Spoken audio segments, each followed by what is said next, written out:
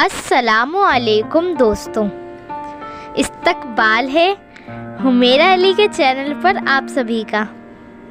मैं ठीक हूँ, उम्मीद है आप सभी ठीक होंगे। अगर आप मेरे चैनल पर नए हैं तो मेरे चैनल को सब्सक्राइब करना मत भूलिएगा। तो चलिए रुख करते हैं हमारी कहानी छिपे हुए जज्बात, तबरेज़ और शमा की कहानी के पार्ट 11 की तरफ। समरीन अकेली बैठी इमरोज़ के बारे में सोच रही थी। वो मन ही मन इमरोज़ से मोहब्बत करती थी। बचपन से ही वो उसे अपने हमसफर की शक्ल में देखकर खुश होती थी, लेकिन इमरोज़ इस राज से बेखबर था। वो ख्यालों में डूबी हुई थी। तभी इमरोज़ की आवाज़ ने उसे चौंका दिया। अरे छुटकी, वो लोग कहाँ गए? अभी आते ही होंगे। अभी तो बड़े बातें कर रहे हो और कुछ देर पहले खामोश खड़े खड़े सबकी सूरत देख रहे थे। जब दो बड़े बात करते हैं तो उनकी बातों में दखल नहीं देना चाहिए, इसलिए मैं खामोश था। खैर, ये बातें छोड़ो। तुम्हारी पढ़ाई कैसी चल रही है? First class. तुम्हारा तो इस साल बीए फाइनल है ना? हाँ, पढ़ाई पूरी करके अब्बू के बिजनेस में हाथ बटाऊंगा। भाई तो अपनी जिद से नौकरी करते हैं। मैं भी यही चाहता हूँ कि मैं भी बिजनेस से हटके कुछ और करूँ, लेकिन अगर मैं भी अपनी जिद पूरी करूँगा तो अब्बू को कितनी मायूसी होगी, और मैं ये नहीं चाहता। इसलिए मेरा फैसला अब्बू के साथ काम करने का है। मैं 2 साल के लिए बाहर गया था। इतने दिन तुमने कुछ खास किया? हाँ किया ना। क्या किया? तुम्हारा इंतजार। इमरोज़ हंसने लगा। सिम की बच्ची, तुम्हारी मजाक की आदत गई नहीं? कौन बेवकूफ मजाक कर रहा है? मैं सही कह रही हूँ। तुम्हारा इंतजार ही तो किया इतने दिन। समरीन वाकई में सच बोल रही थी, लेकिन इन दोनों में इतना मजाक चलता था कि इमरोज़ ने उसकी बात को सीरियसली नहीं लिया। अरे जनाब, आप इतने दिन विदेश में रहे, मैं तो सोच रही थी कोई गोरी मैम साथ ले आओगे। धत पगली, अपने देश में क्या अच्छी लड़कियों की कमी है जो मैं बाहर से विलायती मैम अपने साथ ले आता? मैं तो हिंदुस्तानी लड़की से ही शादी करना पसंद करूंगा। अपने देश की तहजीब किसी भी देश में नजर नहीं आती। रही मेरी शादी की बात, तो पहले गुलरेज भाई की शादी होगी, और मेरी शादी तभी होगी जब मेरे ख्यालों की ताबीर सामने होगी। और मुझे यकीन है मेरी ताबीर जरूर पूरी होगी। मैं ही तो हूँ तुम्हारे ख्यालों की ताबीर, जिसे तुम पहचान नहीं रहे हो। तुम बार बार क्या सोचने लगती हो? समरीन को कुछ सोचता हुआ देखकर इमरोज़ ने पूछा। नहीं, ऐसी कोई बात नहीं है। समरीन ने उसकी बात का जवाब देते हुए कहा।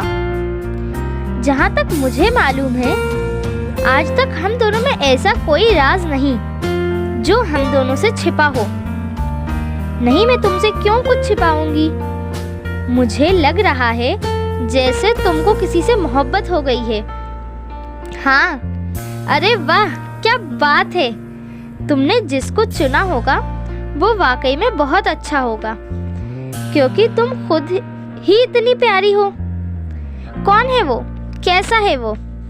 उसने हंसते हुए पूछा। वो बिल्कुल तुम्हारी तरह है। अरे यार सिम, मजाक मत करो। वो सीरियसली पूछ रहा था। कैसा है? क्या नाम है उसका? कहा ना, बिल्कुल तुम्हारी तरह। समरीन चिढ़ाती हुई बोली। तुम कभी नहीं सुधरोगी। अगर बताना नहीं चाहती तो कोई बात नहीं, मुझे बताती तो फायदे में रहती। नहीं बता के तुम ही पछताओगी। वो ये सब अनजाने में मजाक में बोल रहा था। मैं कैसे इजहार करूं अपनी मोहब्बत का, जबकि वो चाहती थी कि इमरोज़ खुद इजहार करे। लेकिन उसे क्या खबर थी कि इमरोज बचपन से ही उसे दोस्त समझता था। वो दोनों एक दूसरे से हर राज शेयर करते थे। वो इस राज से बेखबर था कि समरीन उसे बहुत मोहब्बत करती है। कभी प्यार से छुटकी कहता, कभी प्यार से सिम कहता। यही बातें सोच सोच कर समरीन खुश होती कि शायद इमरोज भी उससे मोहब्बत करता हो। लेकिन उसे क्या खबर थी कि इमरोज ने इस बारे में कभी सोचा ही नहीं। बार बार क्या सोचने लगती हो? इमरोज ने फिर टोका। अरे बाबा कुछ नहीं, समरीन ने हंसते हुए कहा। अम्मी बुला रही हैं शायद, मैं जा रही हूँ। अच्छा, अब सुबह मुलाकात होगी। समरीन चली गई और अपने पीछे इमरोज के लिए कई सवाल छोड़ गई। क्या वो मजाक कर रही थी या सच कह रही थी? लेकिन अगर ऐसा कुछ होता तो वो मुझसे जरूर कहती। वो हर बात मुझसे शेयर करती है। अगर वो मुझसे मोहब्बत करती तो इजहार जरूर करती। आज तक हम दोनों के बीच कोई राज नहीं रहा। अगर वो मुझसे इजहार मोहब्बत करती तो मैं उसे अपना जीवन साथी बनाने से पीछे नहीं हटता। वो एक ज़हीनी खूबसूरत लड़की है। उसकी बातों से महसूस होता है वो किसी से मोहब्बत करती है और वक्त आने पर बताएगी। ये हंसी मजाक तो हम दोनों के बीच हमेशा से ही चलता आ रहा है।